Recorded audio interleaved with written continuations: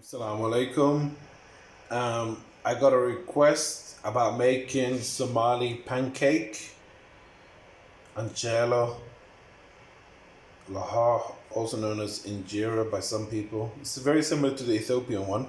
Someone asked me to make the fermented pancake mix. So I'm going to show you how to make the fermented Somali pancake.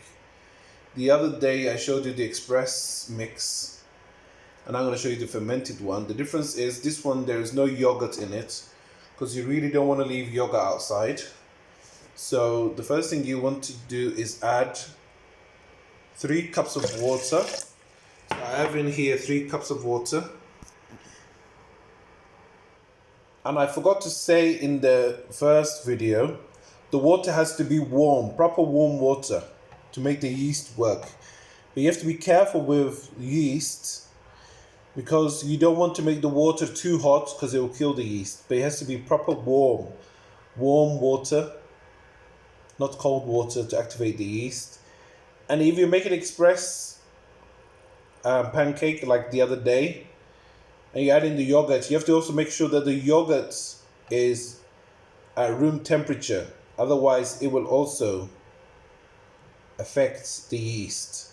Yeast is it's a very difficult thing to get to work. So you have to make sure the water is warm. So I'm adding the teaspoon of yeast. Okay, next to go in is a tablespoon of sugar. Activate the yeast. I usually use brown or demerara sugar. I prefer it. So next to go in is the tablespoon of brown sugar. Okay, next to go in, this is optional, is half a teaspoon of Fenugreek Seed powder. This is very healthy for you, very good for you. It has all these nutrients and proteins and vitamins and iron and all kinds of stuff. Did you also know, well, this is optional because some people don't like the taste, but I think it adds a nice taste to it, the fenugreek seed. Did you also know that fermented food, like fermented pancake, like Somali pancake we're making now, all fermented food is very good for you. It puts in minerals and vitamins that were not already in there. It creates vitamins out of air, out of thin air. Just by fermenting food, it makes the food much better for you and healthier. Next to go in is the flour. I've put in already 2 cups of plain flour, plain all-purpose flour. You can put in self-raising flour, but I don't have it. But you can put in self-raising flour. That'll make the pancake more fluffy, which is nicer. If you have self-raising, put self-raising, but I have plain flour. So it doesn't matter, just put in any kind of white flour. So I've put in the half now. So I've put in altogether 2.5 using this cup. This is the same cup I'm using for all my measurements. So 2.5 cups of flour. Okay, next to go in is half a cup of semolina. Half a cup of semolina. There it goes. Half a cup semolina. As I said in my other video, I prefer cornmeal, but I don't have it. I can't find it where I am. You can put cornmeal in instead of semolina, half cup cornmeal. Or you can use millet flour, sorghum flour, even oats. If you find fine oats, like in powder form, you can put it in here instead of the semolina as a replacement. Okay, next to go in is 2 teaspoons of, basically a tablespoon of baking powder. A tablespoon of baking powder.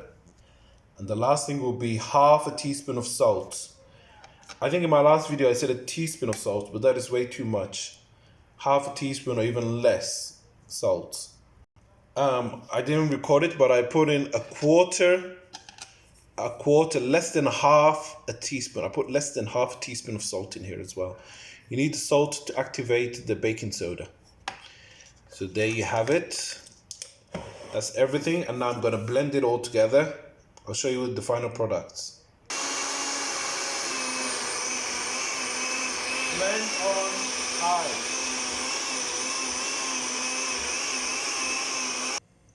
After blending for a minute, just make sure you get all the things stuck on the side off. So take it off, get all the flour stuck on the sides, make sure you mix it properly all together. It should have a consistency like this. It's a bit, yes, it's not too thick and it's not too thin. It's a little bit runny, but a little bit, it's thinner than cake mix, but it's thicker than crepe mix, like the mix you make for crepes. It has to be thicker than that, but thinner than cake mix, somewhere in the middle like this. If you think it's a little bit too thick, add a bit extra water. Make sure you don't add too much water, just add a little drop at a time. So make sure you get it all off the sides and put it back on high on the blender for another 1 or 2 minutes until it's ready. Okay, after it's been blended now for about 3 minutes on high, it's ready, it's done, 100% ready. So I'm just gonna put it in an airtight container like this.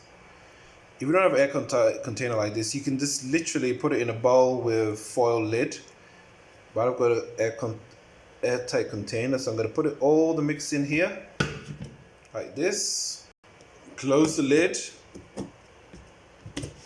and your batter will be ready. If you want it very sour, which I like, I'm gonna leave it outside like this. I'm gonna just put it in a cupboard like this for 2 days. It'll come out very nice and fermented and sour, like sourdough bread. If you don't want it sour, you can literally cook this after 1 hour. Just leave it in an airtight container like this for 1 hour. Let the yeast do its work. And it'll be ready in 1 hour. Or you can make it after 24 hours. It'll be a little bit sour. But if you want it proper sour, you leave it out for 2 days outside at room temperature. After 2 days, you can store it in the fridge for 3, 4, 5 days. It's fine, you can store it in the fridge after you've left it out for 2 days. And it will be 100% ready for you. Sorry, I almost spilled my coffee I was making for breakfast. Yeah, so this will be ready. And I've got another video on YouTube that shows you how to cook it. So after 2 days, when it's ready and fermented and sour, there's a video on YouTube on how to cook it and how to eat it, what you eat it with. That's on my YouTube channel as well. It's called Cooking Somali Pancake. It's on my YouTube channel. Thank you for watching. Please subscribe and like my video and subscribe. Assalamu alaikum.